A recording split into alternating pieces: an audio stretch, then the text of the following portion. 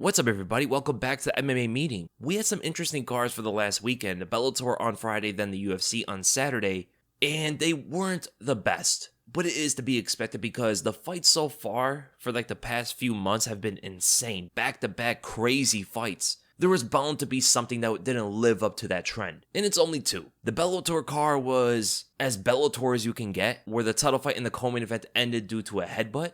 And then you had a close, inactive, kind of boring, to some controversial main event between the two best fighters in Bellator, AJ McKee and Patricio Pitbull. So regarding the co-main event, Corey Anderson was winning the majority of the fight against Nemkov, who was the champion. And it seemed like Corey was going to realize his dream of becoming a major organization champion. And then when he's on top of Nemkov winning the fight, a headbutt happened, and some people blame Nemkov, some people blame Anderson. Anderson was throwing a weird left hand and went head first into Nemkov, but Nemkov also moved his head to the side. It seemed accidental, and ultimately ended in a no contest in the third round of a 5-round fight. And now Corey Anderson just came out and said that if he were to have won, he would have won $1 million, as well as becoming the light heavyweight champion of Bellator. So for sure, they're going to have to run this back. And it looks like Corey Anderson should be the favorite going into that one because I believe Nemkov was the favorite in the first fight. Yes, Nemkov was like a minus 180, which is actually pretty big of a favorite. So that's going to turn on its head. Corey Anderson should probably be a big favorite going against Nemkov. And this is a blessing for Nemkov because he can actually prepare for what Corey's going to do next time. Seemed like he was a step behind for most of that fight, so it's going to give him another chance. Nothing really to talk about the main event. We kind of already understand now where those two guys are at. McKee and Patricio Pitbull are good fighters, probably the best at Bellator, especially Pitbull, but they have ways to go to be the greatest featherweight on the planet. The thing I want to talk about more is Big John scoring, and it carries into the week prior when he talked about the Aljamain Sterling and Petr Yan fight, saying that there's no way, and this is by quote,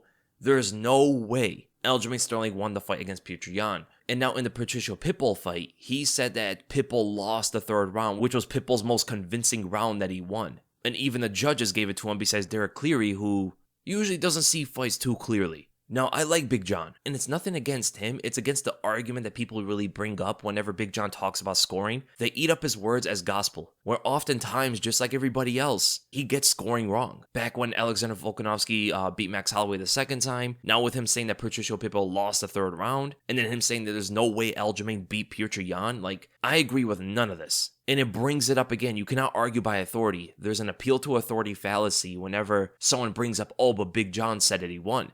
That doesn't mean anything. He has to actually substantiate how he won. It's not just he says it and now you should believe it. That's how people get tricked with a lot of things. Not saying that Big John would like to trick you, but people eat this stuff up from, when celebrities say something, when politicians say things, people just like to eat it up because they're in a seat of expertise. Like, for an example, look at scientists. Scientists never have a blank statement saying, oh, this is true about the world, about physics or chemistry or something. Oh, and trust me because I'm a scientist. They never do that. They actually have an experiment that people can observe. They get the evidence, then they put out, oh, this is real. That is actually, in fact, what I do with some of the analysis. When I'm breaking down why a certain fighter won, why a specific strike is actually meaningful, what makes it meaningful and stuff like that, that's actually what we're doing. But in Big John's case, he's saying a certain fighter won without really going into detail as to why they won. He might say something like, oh, he landed harder shots, but which harder shots? What are the specific strikes that you're giving this fighter in the round that you have them winning it? What did they specifically do? Because we can go back in the first round and Aljamain Sterling probably landed the biggest strike, that elbow. And yes, Big John did help write the rules. And yes, he's been right about some of the scoring in fights, but he's also been wrong many times as well. What you have to look at is a substantial evidence as to why a certain guy won a specific fight, not just I said he won, therefore he won. And that's how people are going by it, and it makes a lot of people look foolish. And I see with Big John saying that, Pitbull lose in the third round and that Aljamain didn't win against Petr Yan, people are starting to pick it up now and saying, okay, maybe I shouldn't take someone's word without actually substantiating their argument. And that's what it's all about. Don't take my word blindly. Don't take a fighter's word blindly or Big John's word blindly about scoring a fight or something like that. I've proved myself wrong on many breakdowns where I thought a fighter won before I looked at it more analytically. Then I went back and analyzed it. And I'm like, oh, wait, the other guy did win. I was wrong. That happened with the Petr Yan and Aljamain Sterling fight. I thought Petr Yan won the fight clearly. Then I went back and analyzed it. I'm like, oh, wait. No, Sterling actually did win the fight. I'm very honest when I'm right and when I'm wrong. And that's where people have to get the importance out of this. No one knows everything about the sport. Therefore, no one should be taking someone's words blindly. And that appeal to authority fallacy is the most common fallacy you'll probably ever hear. I mean, you probably know in all walks of life, everybody's always repeating what a celebrity said, or what a politician said, or what someone who seems like an expert says, without ever trying to find any contrary information, or even listening to see if they actually bring examples up and evidence up to back up their claims. Usually people just say things without backing up their claim, especially the higher they are in a celebrity status, people will 100% follow it without even a second thought. And the reason why I'm bringing this up is that was always a big argument against anything I would say. They would say, oh, but Big John said this guy won. Yeah, but then I would ask, what did Big John say though, besides that guy won? And there'll always be crickets. If, for example, Big John or someone else who helped write the scoring actually brought forward a convincing argument, this is why the guy won, and brought up multiple different examples and reasons as to why the guy won, now we got something. But just saying it is not enough. And then when we move to Belal Muhammad's performance against Vicente Luque, all credit to Belal Muhammad putting on a fantastic performance against someone who a lot of people thought would be one of the biggest problems for the top guys of the welterweight division in Vicente Luque. Belal kept up a stick, move, and shoot game plan, constantly moving away from Luque's left hook, popping him in the face with straight punches, which when you scale it back to the Wonderboy Thompson fight against Vicente Luque, Wonderboy was able to keep popping Luque in the face with his straight punches. Belal Muhammad took that, kept it up for the whole fight, and the takedowns came so easy, ultimately winning the fight using all of his skills as a mixed martial artist, and that's the beauty of Belal Muhammad. He's not extraordinary in any part of his game, but he has all the skills. Some will call him a jack of all trades, but the thing is, he has a pretty high fight IQ. He knows when to use a different kind of techniques. He knows when to shoot. His timing for his takedowns are great. He has nice precision with his punches. He has good footwork, knows where to move on the cage. The guy is extremely aware of what to do in front of his opponent, no matter where the fight is, on the feet, from kicking range, from punching range, on the ground in the clinch. He always knows what to do, and he has skills to cover every area of the game. But things become very tricky for Belal Muhammad because who does he fight next? They're looking to line up Khamzat Chimaev and Colby Covington. Leon Edwards is going to be fighting Kamaru Usman. So the top 4 guys are all booked. And he just beat the next ranked guy, Vicente Luque. Perhaps they could do Belal Muhammad versus Gilbert Burns, or Belal can wait out and fight the loser of some of those higher ranked fights.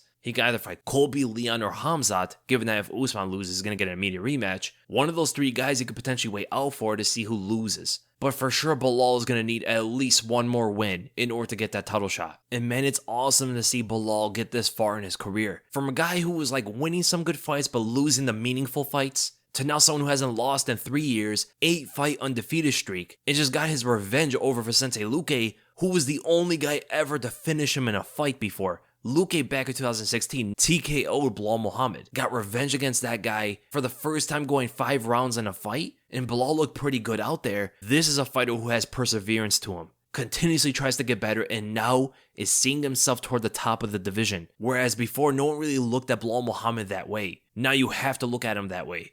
And with that, let's go right to the questions. We're going to start here with the members. Naresh Mulconte. Thank you for your efforts and all you do. My wife and I are in our 30s and have started learning the fundamentals of boxing after watching YouTube videos. It's been 6 to 7 months now. You know, just the 1-2, 1-1-2, 1-2-3 combinations to the bag and shadow boxing for 15 minutes daily. We spar light, but the quality of sparring is as poor as you can expect from absolute beginners. What specific training videos and or material would you recommend for beginners who start out and want to continue to train at home for fun?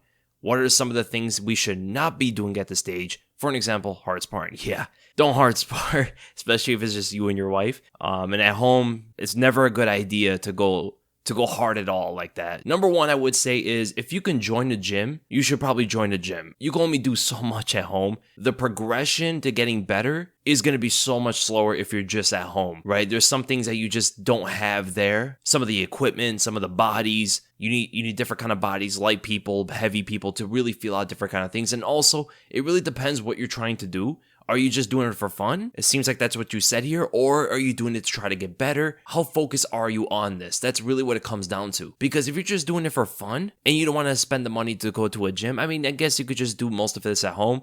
Hit the bag continuously every single day, really get into it, learn combinations, perfect the jab when it comes to the step, when it comes to the extension of the arm, the shoulder has to go all the way through, always keep the other hand up to your head, and the retraction has to be perfect just like the extension. After you learn the jab, then you go to the 1-2. Now the right hand has to be perfect in form. Once you get that down, now go for the 1-2-3, or you can go to the 1-1-2, when you can get the double jab down, now go to a triple jab, start learning some uppercuts and stuff like that. And footwork should be known first before you go to combinations. That's something actually a lot of people forget. Learn footwork first. If you can get the footwork down, it makes punching a lot easier. From what I know, from my experience helping people out or just seeing it in the gym, people get the footwork wrong for punches more than the actual like upper body form. So that is my number one thing. Learn the footwork first. Punching comes afterward. Shadowbox for 15 minutes, that could do you good. Probably want to shadowbox for a little bit more, but it depends how into it you are again. You're going to want a heavy bag for sure. If you two want to hit pads, you could probably learn to do that with each other. That's actually a good exercise for you and your wife. And that goes for anybody else watching. If you have a partner, you want to try stuff at home. If you and your partner, whoever it is, can get down hitting pads together, that's excellent because you can actually get pretty good at that without even going to a gym. But does it translate to an actual fight or competition? Not so much, as you know.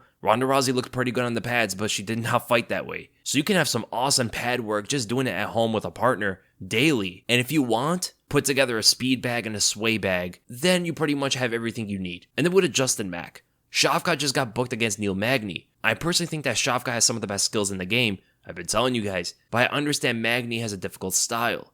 Do you think that Shavkat has a good chance of winning a decision if he can't get him out early like most guys that have fought Magny? Love the podcast. Thank you so much, man, for the question. Thank you for also joining as a member. I've been telling you guys, man, people are starting to get on this Shavkat train. And especially with Khamzat's quote-unquote unimpressive performance against Gilbert Burns, it looks like more people are transitioning to the Shavkat train. So there's two trains going on right now in the welterweight division. There's the Khamzat train and the Shavkat train. If you're not on the Khamzat train, you're probably on the Shavkat train. And Shavkat is getting a lot more busy. I like this Neil Magny fight. It's actually a guy that a lot of people wanted to see fight Khamzat. And that's the thing about Neil Magny. He's experienced. It's hard to finish this guy. Even powerful fighters back in the day like Hector Lombard had him hurt in the first round but then couldn't get him out. The guy can really take some punishment, as you saw with Santiago Ponzinibbio putting it on him for like 4 rounds. But the thing about Shavkat Rakhmonov is he's going to have the power advantage. He's going to have some of the speed advantage. He's going to have the overall grappling advantage. He's a better striker. He's a better wrestler. Like when it comes to the overall skill set of MMA, Shavkat has Neil Magny beat everywhere. And the fact that it's a 3-round fight, it's also going to favor Shavkat, who we don't really know where his cardio is at. We know Neil Magny can absolutely go 5 rounds at a fast pace, but it's 3 rounds where Shavkat can expend the gas tank. And Neil Magny necessarily doesn't have that kind of power to hurt Shavkat, because the thing I do find worrisome about Shavkat's game is he doesn't move his head too much. And I can just see, and even though we don't see it much yet, I could just see it in his defensive form. He's probably not that hard to hit. He has some good defense for sure,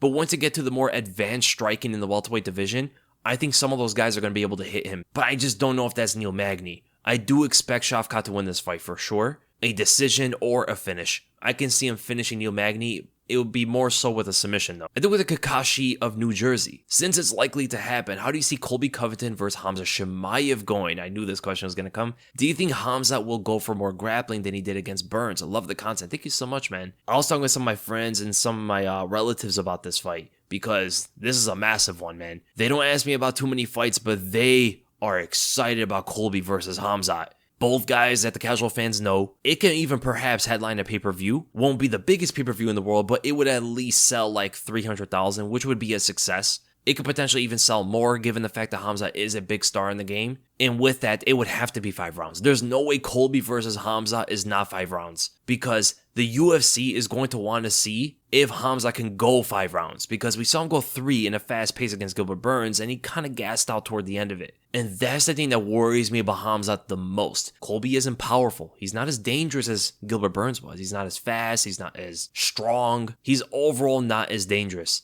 But he can keep that pace going for 5 rounds easy, man. And if Khamzat's getting tired in a 3-round fight at that kind of pace, there's no way he's lasting 5 with Colby. But the important thing about it is, how does the first few rounds go? Because Khamzat's more powerful. He's bigger than Colby. He might be able to stuff all the takedowns. He might be able to take Colby to the ground and try to choke him out and stuff. Colby's a good scrambler, but he may give up his neck at some moments or give up his back, as we haven't seen Colby go up against aggressive high-level submission artists that can also take him to the ground. Most of the guys he goes up against are either strikers or wrestlers that don't really implement Brazilian Jiu-Jitsu or Judo or Sambo skills, and Colby can get sometimes a bit reckless. We do know Khamzat has fast hands and one-shot knockout power. He has a good precise right straight and uppercut, but Khamzat's uppercuts could fail by the way he throws them. He generally doesn't step inside for that angle against Colby Covington's front stepping overhand. Without this step, he'll be missing his uppercut and getting caught by Colby's overhand. Historically, you also do see that overhands beat uppercuts because of this manner. A lot of MMA fighters don't have the necessary footwork to fight against the overhand. It's very different compared to the boxers who know what to do here. And just in case, Colby does have a really good chin, and he's a hard guy to finish. Even someone like Usman has a tough time finishing this guy. Jorge Masvidal dropped him for a split moment but couldn't make anything work afterward. Khamzat potentially has an ability to drop Colby Covington and try to chase a submission, which some other guys weren't able to do. But the main variable about it is, Colby is not as fragile, I guess, as Gilbert Burns was. He's not going to go down as easy as Burns did, right? Those jabs are probably not going to drop Colby Covington. Khamzat's going to have to plant one hard on Colby. And for it to keep working that way as Colby is continually trying to pressure Khamzat backwards, things may not work for Khamzat, but that is also something I'm thinking about now. Who is going to pressure who? In the beginning, Khamzat might be able to pressure Colby back, but the longer the fight goes, you're going to see Colby controlling the fight even more. The later rounds, Colby is for sure going to win those. Do I see him finishing Khamzat? Not necessarily. If there's going to be a finish, it's probably going to be Khamzat finishing Colby in the early rounds, but that's so hard to picture. So hard to imagine. Even if Colby does get hurt early, I see him rallying his way back because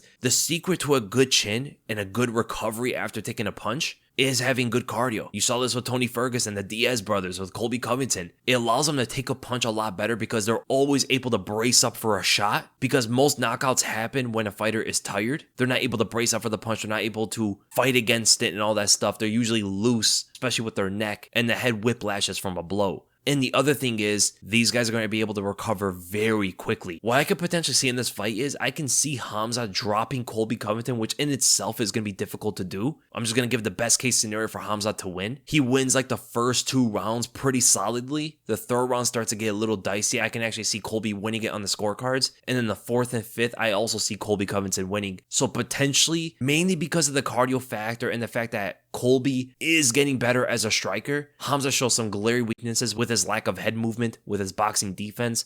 I can see Colby hitting him with a lot of left overhands, a lot of left straights, a lot of jabs from that southpaw stance, with a ton of leg kicks as Khamzat does not check those. Yeah, the more I think about the fight, the more I see Colby Covington winning this on the scorecards. I'm going to go 48-47 at the very least. They're going to John Jordan. In the last podcast, you gave your breakdown explanation of what pound for pound actually means. Given that criteria, what would be your pound for pound list? Oh, say top 5 men's and women's. Also, by that definition, wouldn't Valentina have to be higher than Amanda? If not, why? Thanks, brother. So my definition of pound for pound is what the original definition was. Pretty much who has the best skill set across weight classes. Forget really what accomplishments are, because that's what the current pound for pound is, but that was never what it originally was meant to be. I guess there is some correlation with accomplishments to skills, but then again, if you're just going off accomplishments, it's hard to really compare fighters in other divisions. But a reason why pound for pound could be seen as kind of dumb is because the higher weight classes generally are not as skilled. They rely more on their power and physicality, whereas the lighter weight classes have to be more technical in order to be successful, right? Heavyweights can just be powerful and they can go pretty far. Look at Derek Lewis for an example. You won't see a guy like Derek Lewis be top 3 in the featherweight division. That would never happen. But in the heavyweight division, you can do that. That's why all those guys are so old. Not too long ago, it seemed like the average age of the top 15 in the heavyweight division was like 35. Where in the bantamweight division, that would never be a thing. So here's my pound for pound list. This is just my opinion. You could disagree, but this is my list here. Since he's considered active in the UFC and he's ranked already, I guess I'm going to have to put John Jones as number 1. Number 2, I'm going to say Alexander Volkanovski. Number 3, I'm going to say Kamaru Usman. Number 4, Charles Oliveira. Number 5, Dustin Poirier. Number 6, Max Holloway. And that's where things get tough. People might scratch their heads at this, but I'm going to say number 7 is Robert Whittaker. And I can even argue he's above Holloway and Dustin Poirier. The reason why I have Whittaker above Adesanya is because I believe his skills and his style and the way he fights,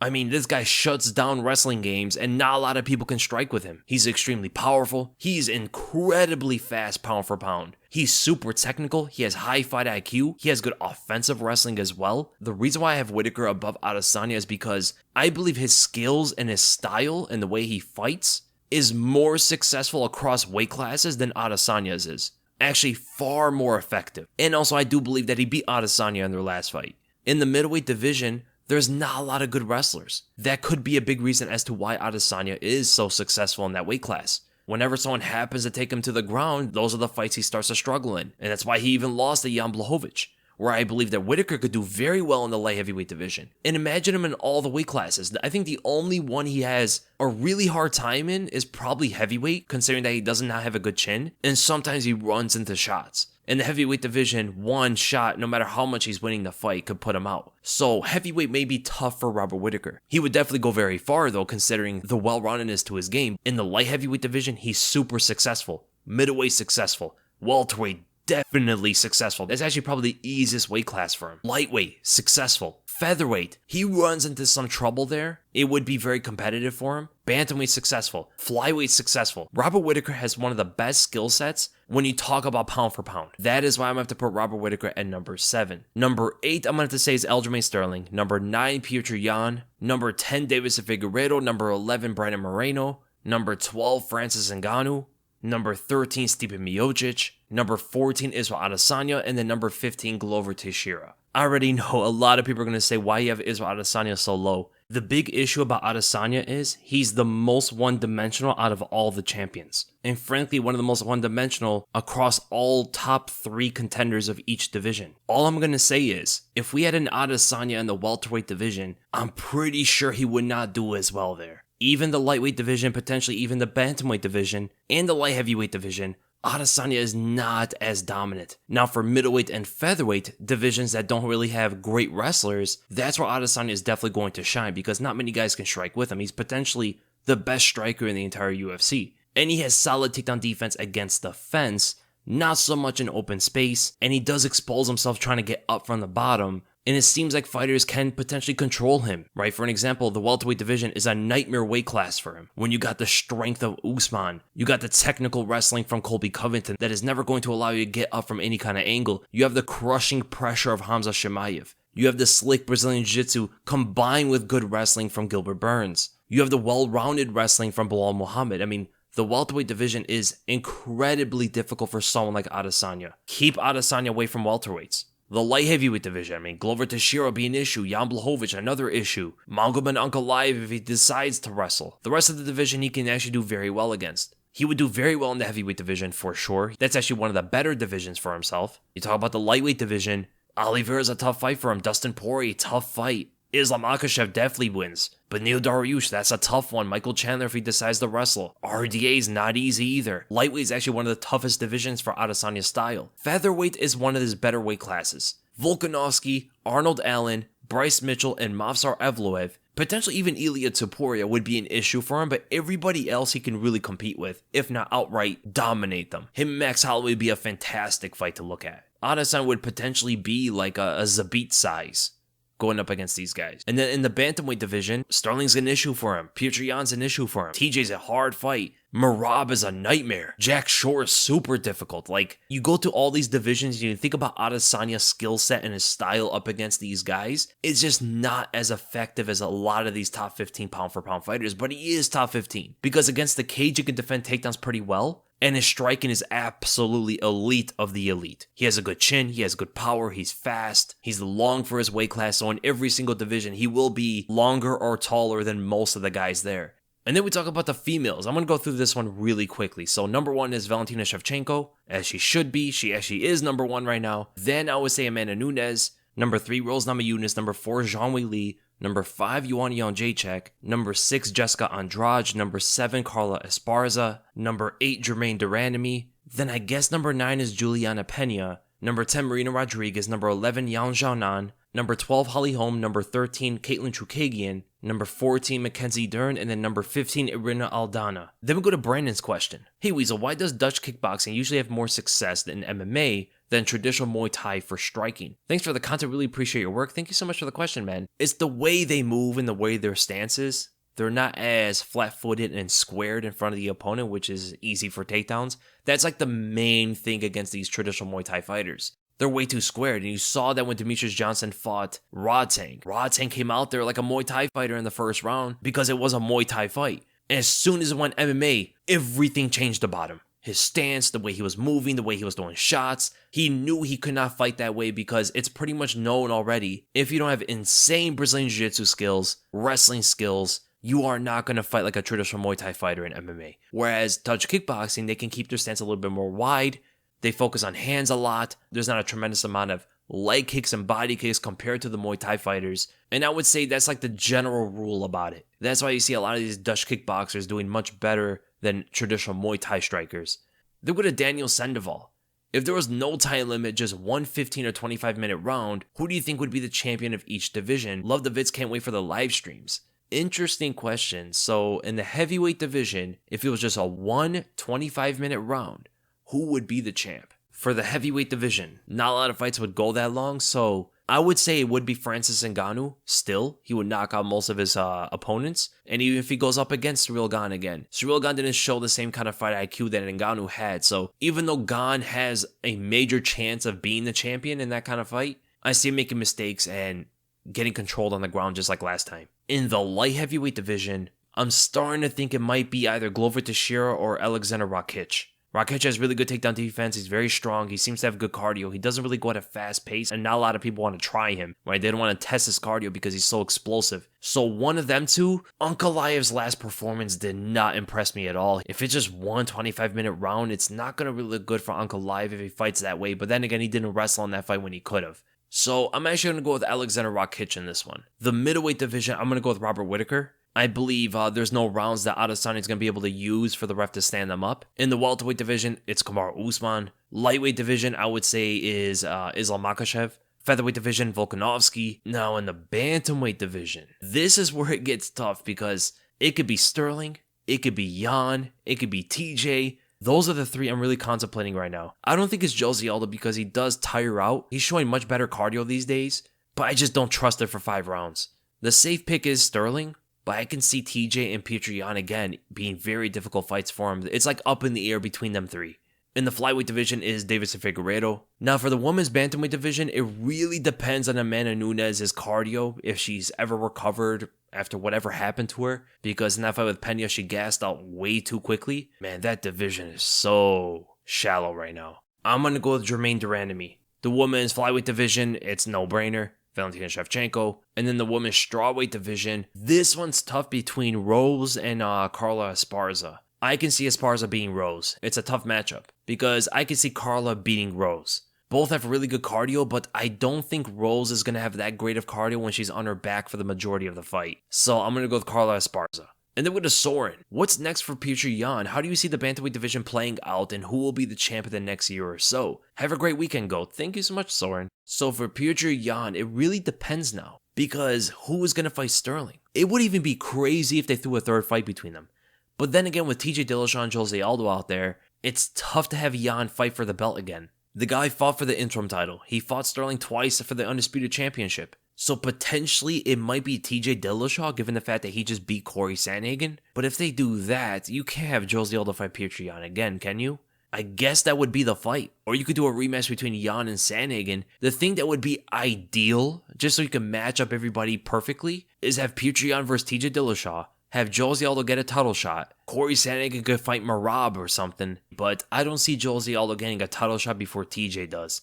I guess you could do a Petr Yan Jose Aldo rematch. That would actually be an interesting one because people have to remember, Aldo was giving Yan a pretty hard time in those early rounds. And now that Aldo's looking much better than before, I would actually like to see this one. And the champion in a year, I believe, is going to be TJ Dillashaw. And then with a dangerously dubious double Davison. Hey Weasel, love your podcast. Who do you think is the best BJJ player in every division, and what criteria do you use to judge grappling? Thanks Weasel, love your content. Thank you so much for the question, man. So for the heavyweight division, I would have to say it is Tom Aspinall, even though there's not a lot of good Brazilian Jiu-Jitsu artists there. Light heavyweight division is by far Glover Teixeira. Middleweight division is Andre Muniz. Welterweight division, it is by far Gilbert Burns. Lightweight division, by far Charles Oliveira. Featherweight division, by far Brian Ortega, Kron Gracie, Ryan Hall, like all these guys, man. Featherweight has the strongest BJJ players out of any division. Bryce Mitchell's also really good. Billy Cortino's really good as well. For the bantamweight division, there is Pedro Munoz,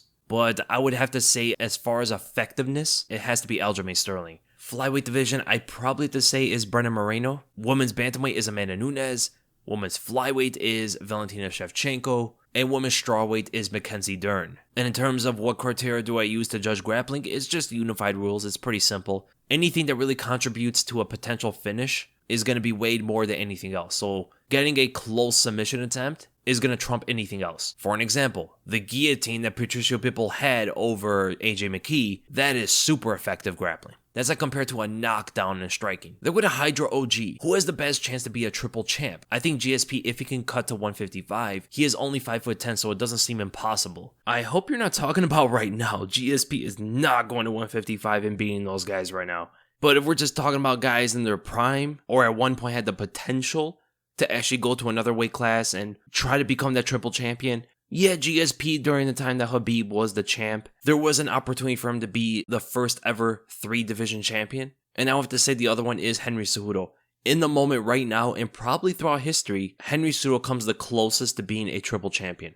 I wonder if Valentina Shevchenko can do it though. I wonder if she can cut down to 115, because she does walk around at 135, and I mean, she's shredded, so it's kind of hard to lose more weight. It would be a drastic weight cut. But if she can try to do it one time, even though she's not going to fight at her best, I think she still would be good enough to beat anybody in that division. And then how would you rank the top 6 welterweights from best to worst? Mine is Usman, Khamzat, Burns, Covington, Luque, Edwards. Well, that changed. I would say Usman, Covington, Khamzat, Burns, Edwards, and then Belal. And then we head to the public questions. We start with Simply Pump with the most liked comment. Given how Khamzat did against Burns, how does he do against Leon, Colby, or Usman? I actually think that Burns' fight was a good fight for him, as Khamzat didn't feel invincible in there, and that's going to motivate a guy like him to get even better. Second question is, how do you think Shavkat does against Burns? I think Shavkat would match up better on the feet than Khamzat did, due to the amazing distance management that he has and his sniper-like shots. Anyways, thanks for always making entertaining videos. Interesting questions here. Thank you so much for the question, man. How does Khamzat do against Leon, Colby, and Usman? I talk about the Colby fight. It's close, but I do think Colby would win it. I think he shuts down Leon Edwards with his wrestling. He doesn't have to go at that kind of fast pace because Leon doesn't fight that way, so I think Khamzat's cardio would definitely hold up. But the leg kicks early would be a bit damaging against him, and those jabs and straights are going to be tough for Khamzat to deal with, but he will potentially try to shoot under them. I think Usman potentially finishes Khamzat on the feet. There's only so many right hands you could take from Usman. He could potentially show to be one of the most durable fighters Usman's ever fought before.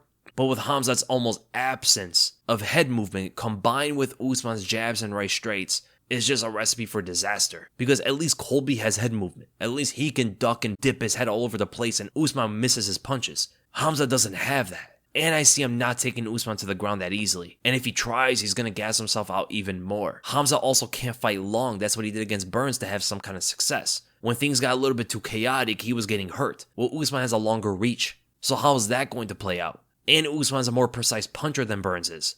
That's a tough one for Khamzat, man. That really is. That's the worst, hardest fight for him in the entire division. And yes, I do agree. The Burns fight was a very good experience for Khamzat. It's a kind of fight that's going to make him learn and get better. Especially the fact that he won it, and the fact that he had this experience before fighting Usman or any kind of champion. It's so much better for him, because he can actually get prepared for the champion more efficiently than ever before. Now, how does Shavkat do against Burns? Yes, now Shavkat's offensive weapons and his ability to manage distance against Burns' overhands is going to be way more successful than Khamzat's. For sure, 100%. He's more precise than Khamzat is. He's a lot more calm and way better at targeting openings.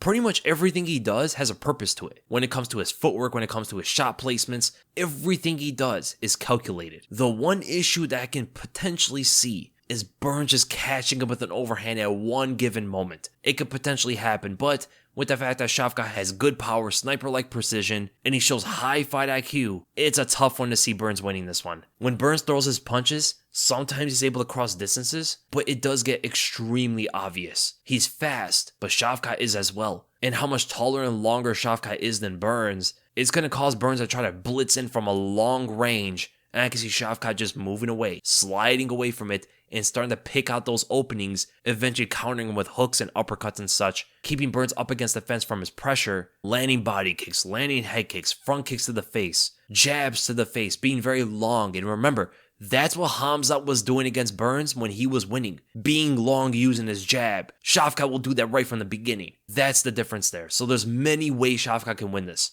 They're going to Navakash Gill. Since he has himself hinted to move up in the future, how does Volkanovski do against the top 5 lightweights in the world? So against Michael Chandler, the number 5 contender. I'm going to be honest here, I think Volkanovski might be too small against Chandler's firepower, his explosiveness. I think because of his strength, he will be able to take Volkanovski to the ground. And if Volkanovski ever engages him, the power is always going to be there for Chandler to turn the tides. He's also very fast for a lightweight. I think it's just too physical. I think Chandler's just too big. I mean, we're talking about one of the biggest guys in that weight class when it comes to the muscle, when it comes to just how wide and powerful he is. Now, Beneil Dariush, this one would be tough considering the wrestling and the size of Dariush, but when it comes to the feet, Volkanovski tears him apart. His speed and technique is going to be a main factor in this one. The leg kick is going to be super damaging. I see Volkanovski winning this one. Islam Makhachev absolutely dominates Volkanovski. I believe Justin Gaethje might be too big. Volkanovski has not taken him to the ground, but I will say that Volk will do very well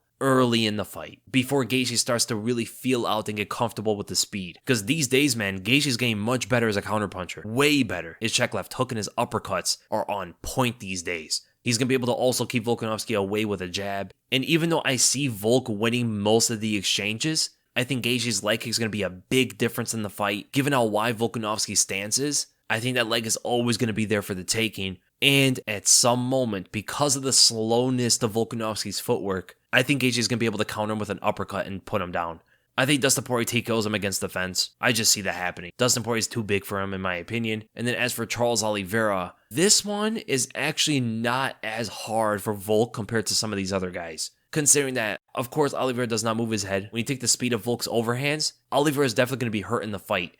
But I think because of Oliveira's size, his newfound wrestling skills, and the fact that he is really good at getting those double underhooks and body locking you into a slam or a trip, I think by like the second round, Oliveira is going to get Volk to the ground and submit him. People have to remember, yeah, Volkanovski was big one time, but these days he's not big. He's wide for the featherweight division, but he's super short, and if he jumps up to lightweight, pretty much everybody's bigger than him. Chandler looks like Volkanovski had a growth spurt. You know what I'm saying? Like, it's just so different. Then with a Gabriel Ramon. Hey Weasel, if Cejudo returns to flyweight, bantamweight, or featherweight, how does he do against the top 5 of each division? Keep up the great content. Okay, so the flyweight division, I'm going to go through them really quickly. Beats Perez, beats Pantoja, beats Askarov. Kai Kara-France would be a competitive fight, but I do think he'll win through his wrestling. He definitely beats Brendan Moreno, and then I think he beats Figgy, but that's a dangerous fight. I think he would be able to use his wrestling to shut down a lot of it whenever he gets hurt. He might be able to just scramble his way, get Figgy to the ground and control it, ultimately tiring Figueiredo out in the fight. Bantamweight now. Definitely beats Raffont. I think he beats Sandhagen, but very competitive fight. I think Sandhagen will have a hard time with the pressure and the wrestling threat that's always going to be there. But there's going to be a lot of scary moments for Henry Cejudo, potentially eating knees and jabs to the face and uppercuts and stuff. Cejudo beats Jose Aldo, beats Teacher Dillashaw again. Now regarding Petr Yan. If Petr Yan keeps giving up these early rounds like this, I can see Cejudo beating him. Yan cannot fight that way, man. He needs to pick it up in those early rounds better now because he's not that kind of finisher. He's not an Anderson Silva, for an example, that would give up the first round, but also having the ability to knock you out in any other round. Petr Yan is not a finisher to that extent, so what he's ultimately doing is he's giving up like the first 2 rounds in order to pick you apart for the next 3 to win on the scorecards. And against someone like Cejudo who can adapt in a fight so quickly and change things up, it's going to require Petr Yan to continuously download different kind of data. And already the wrestling threat is always going to be there. We've seen Sterling take Petr Yan to the ground, which is not a good thing to see. And Cejudo is 10 times the wrestler that Sterling is. He has 10 times better takedowns than Sterling does. And with the fact he's very fast with his hands, extremely quick with his footwork, his ability to cross distances is much faster than Sterling's. He has great leg kicks that Jan's going to have a problem with. So in fact, I would have to slightly lean to Henry Cejudo's side. And then I definitely see Cejudo beating Sterling. Sterling's not taking him to the ground. And on the feet, yeah, the reach is there. It's not something that Cejudo hasn't fought before. Now, the featherweight division. I think he beats Korean Zombie today. Korean Zombie's a little too old, a lot of damage, a lot of wear and tear. I think Cejudo's power with his speed, just using his hands, is going to be more than enough to beat Korean Zombie. Calvin Kattar is too big. He's just way too big. That guy's massive. He's going to show the good takedown defense because of his size, and Cejudo is not boxing with him. Leg is going to be damaging, but nothing else. Yair, too big in my opinion. Now he could be inefficient with some of his stuff, and he could potentially get taken to the ground, but his wrestling is much better than ever before. So I'm going to have to go with Yair. I think he's too big. Brian Ortega. I go back and forth in this one because Ortega is not that precise sometimes. He gets hit too easily. So I could actually see Cejudo tagging him, catching him here and there. Brian Ortega is much bigger. That's why I might have to lean to his side, because even though Cejudo's going to get the better of most of the exchanges, one shot from Ortega is just different, right? It's a different level of power than Cejudo's ever felt before. But then again, Cejudo took a lot of shots from Marlon Moraes, who's also huge, can easily fight in the featherweight division. Against Ortega, I'm going to lean to Cejudo, actually. I'm going to lean to Cejudo. Holloway beats Cejudo. And then Volkanovski. I'm going to go with Volk. He's going to show some good takedown defense. He's a much better striker. His jab is going to be on point. His leg kick's going to be on point. But it would be competitive. And then went to the fattest goat. A few questions. What do you think about Aldo versus Dillashaw? Who do you think wins? And then what does Volk have to do to surpass Jose as the greatest featherweight of all time? Aldo versus Dillashaw. Automatically, I give Dillashaw the advantage. It's going to be hard for Aldo to take him to the ground. Dillashaw is an insane scrambler. It might be difficult for Aldo to get Dillashaw's back. Dillashaw's faster. He's more powerful. He has far better footwork. He's so much more complex. Aldo doesn't really have that much power. When it comes to the striking, Dillashaw is far ahead of Aljamain Sterling. Combined with his takedown defense and combined with the fact that he starts quick and he ends quick, he has 5-round cardio, and that's totally because of his natural training. I'm going to have to go with TJ Dillashaw. Now, people have to understand about Jose Aldo and his greatness. The guy has done an insane thing. And do you know what's pretty funny about this question? I was talking with my cousin about this exact same thing. What would it take for Volkanovski to be greater than Jose Aldo? Because here is Jose Aldo's resume. 10-year win streak, which comprises of 18 total wins. 11 title wins between the WEC and the UFC, 9 title defenses, which is the third most in MMA history, and beat the likes of Cub Swanson, Mike Brown in his prime, Uriah Faber in his prime, Chad Mendes twice, the second one in his prime, Frankie Edgar twice in his prime, Korean Zombie, Ricardo Lamas in his prime, he beat Jeremy Stevens and Renato Moicano. He did lose though 4 times in the featherweight division, the bad knockout against Conor McGregor, Max Holloway twice, and then Volkanovski, which was a bit of a closer fight. Now here's Volkanovski, 9-year win streak, which is very similar to Jose Aldo, but he does have more wins. 21 win streak. Compared to 18 of Jose Aldo's. He has 4 title wins, Jose Aldo has 11, 3 title defenses, Jose Aldo has 9. And then you look at the competition, Volkanovski beat Darren Elkins, Chad Mendes, Jose Aldo, Max Holloway twice, Brian Ortega, and then the Korean Zombie. That's a strong list of high-tiered fighters. But Aldo's is a little bit higher considering his generation, right? When he fought Frankie Edgar was the man, like one of the greatest fighters on the planet. When he beat Chad Mendes, people thought that Chad Mendes was like the next big thing. Korean Zombie was amazing back then. Ricardo Lamas was a threat. Uriah Faber was on top of the world, so was Mike Brown. I will say though that Volkanovski's wins over Holloway and potentially Jose Aldo, considering the fact that, it wasn't prime Jose Aldo, definitely his wins over Max Holloway are the best wins out of both of the fighters' careers, right? Being Holloway in his prime twice, that's something, man. So what I will say is, even though he doesn't have the title reign and the defense record and all that stuff, the accomplishments, if Volkanovski gets 2 more top-tiered wins, he is in the argument of being greater than Jose Aldo. So if he goes out there and beats Yair Rodriguez and Max Holloway a 3rd time, he's in the argument. I know some people are going to say, yeah, but he beat the same guy 3 times. And he may just have a good style against that. Okay, there's an argument there. But at least now Volkanovski will be in the discussion somewhat. Okay, to shut down any kind of debate, just to be fair, if he can get 3 or 4 more big wins, Yair Rodriguez, let's say he beats Holloway again, he beats Kelvin Kattar, and then he beats, Arnold Allen or something, then you probably have to say Volkanovski is the greatest featherweight of all time. And then go to Alberto Martinez. Thoughts on Herb Dean being praised by the MMA community for stopping the fight between Volk and TKZ. I thought it was an excellent stoppage, setting as how his corner, the doctor, or the fighter himself wouldn't call it for him. Great job by Herb Dean, man. He's been getting a lot of criticism as of late. He's been making some horrible calls for like the last couple years. But this was a good one on Herb Dean, for sure. Korean Zombie was getting battered out there. He was showing his toughness, man. He was a warrior. But the referee this time saved the warrior from taking further punishment. Mari Yamasaki has to learn a thing or two on this one. That's a call I believe a lot of referees would not have made. So definitely a beyond excellent call from Herb Dean. Man, I just wish the corner knew something because they saw Korean Zombie between the 3rd and the 4th rounds. They had to have known, man, this is not going our way. Korean Zombie's older now. He's taking a horrendous beating out here. And man, he's successful outside the cage. This guy's a millionaire. He has businesses. He's a celebrity outside the cage, doing amazing things out here. He doesn't need this. He doesn't need this kind of punishment. He's already cemented himself as a legend of the featherweight division. I wish the corner would have done this instead of the referee. But shout out to Herb Dean, man. And then with the Pacho Mex, GDR versus Shevchenko. I'm going to have to go with Shevchenko considering GDR does not have takedown defense. But when it comes to the striking, I think GDR would win. Cyborg versus Shevchenko. I'm going to go with Shevchenko on that one. I think she's just way too technical, way too fast. Cyborg can get pretty sloppy sometimes. I think Shevchenko should be able to win a decision on that one. Kayla Harrison versus Shevchenko. Isn't Kayla Harrison a lightweight? Yeah, I'm going to have to go with Harrison on this one. I think she's too big. I don't think Shevchenko is going to stop her takedowns.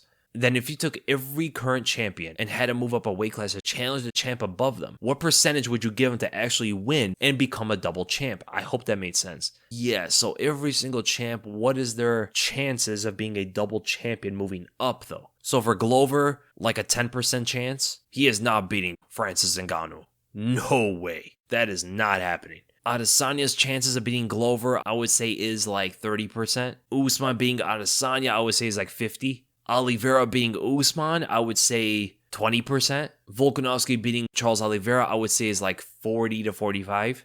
Aljamain to beat Volkanovski, I would say that one's like a 35% chance. Figueiredo to beat Aljamain Sterling, I would say that one's like a 40%. Shevchenko to beat Juliana Pena, I would say is like a 80%. And then Rose Namajunas to beat Shevchenko, I would say is like a 20%.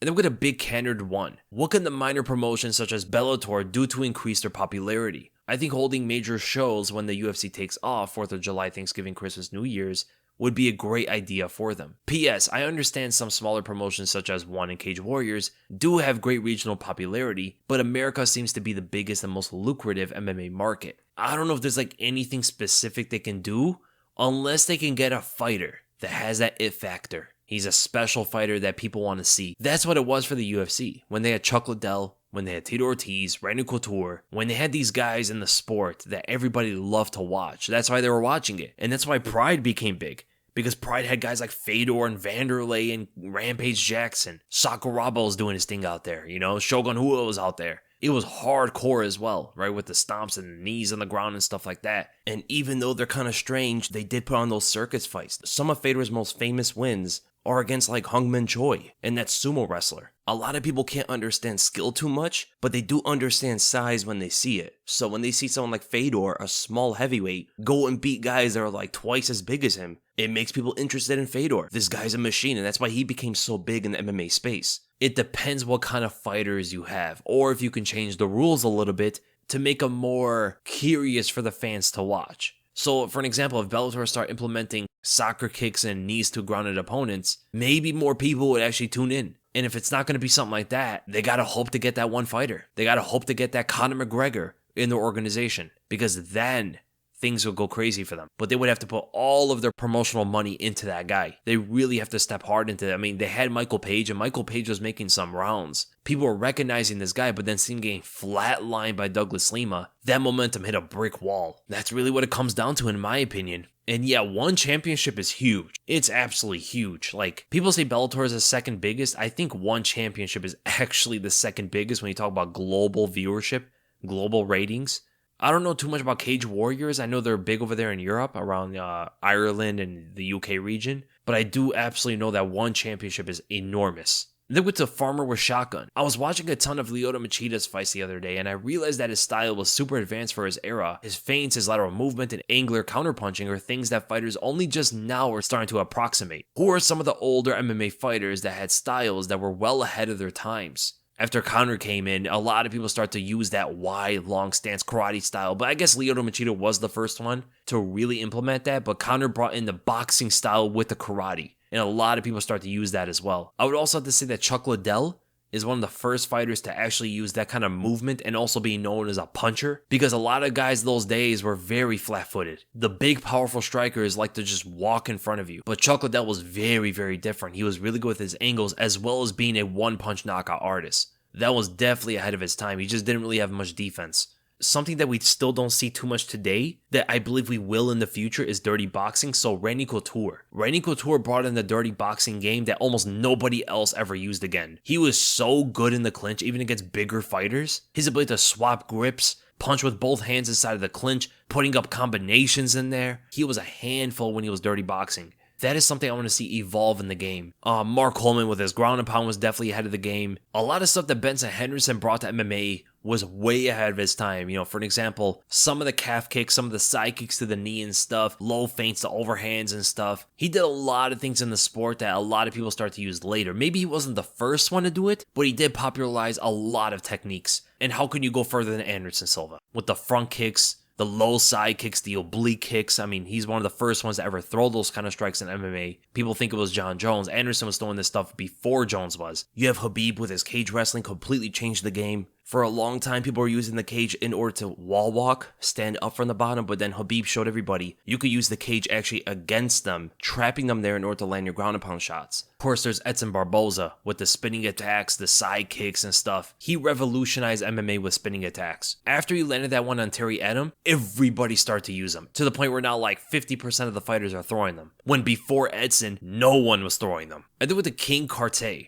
what do you think Khamzat's chances are against Adesanya? After his performance against Gilbert Burns, how do you think the fight between him and Colby will play out, since it's supposed to happen next? So, do I think Khamzat still has a good chance of beating Adesanya? He gets torn apart in the feet, but I could potentially see him taking down Adesanya still. Right, Adesanya is a tall and long guy. I mean, he's not that much taller than Khamzat actually. They're very close in height. But the thing is, Adesanya is not that big. Khamzat and Adesanya weigh about the same, as crazy as that sounds. Khamzat walks around like 195 pounds. Adesanya walks around like 200 pounds. So I definitely give a huge chance to Khamzat winning that one. I would actually probably favor him to win slightly, maybe like a 55% chance. And that is the end of the podcast, guys. I hope you guys enjoyed it. And if you did, make sure to give it a like, make sure to subscribe to my YouTube channel, hit the bell, and I'll see you guys in the prediction video.